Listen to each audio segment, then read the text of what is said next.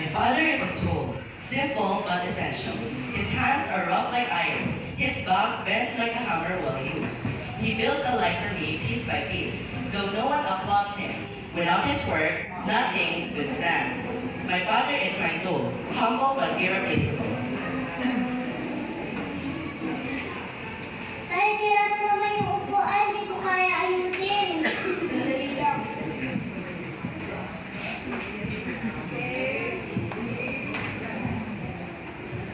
Minsan sa buhay, may bagay na hindi natin kaya ayusin. Like the impact of a hammer, his word is solid. He is reliable. He holds firm boundaries and follows through with promised consequences. He understands that discipline is meant to instruct and correct.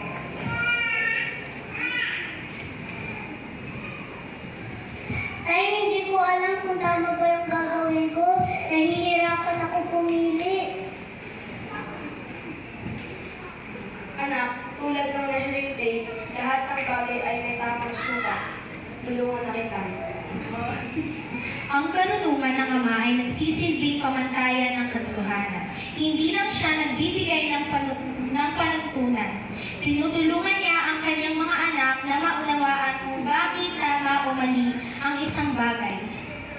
Na ginagabayan silang mamuhay ng may pag-unawa.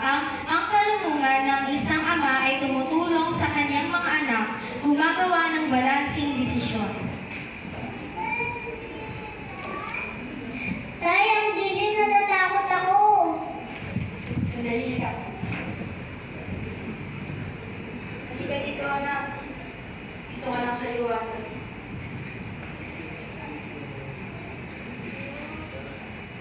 Ikaw ang aming liwanag. Hindi mo lang kami pinapakain. Tinuturuan mo rin kami tumingkod ng may takot sa Diyos.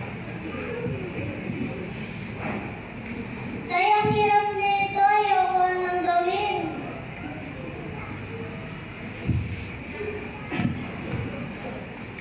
Anak, huwag ka dyan sumuko. Kailangan na ng tiyaga at sipag tulungan ka. Ang iyong walang kagugurang pagpursige at sakripisyo ang buong buhay sa ating pamilya. Saksi kami sa bawat pagtak ng iyong pawis para lang magpilay kami ng magandang nabukasan.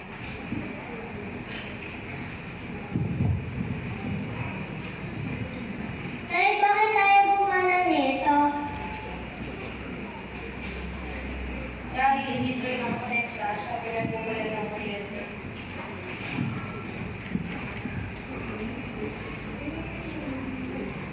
Tulad natin, kailangan natin ng koreksyon sa tunay na pinagmumulan. Si Jesus. Tulad ng isang extension cord na nagdadala ng kuryente mula sa pinanggalingan patungo sa iba't ibang kagamitan.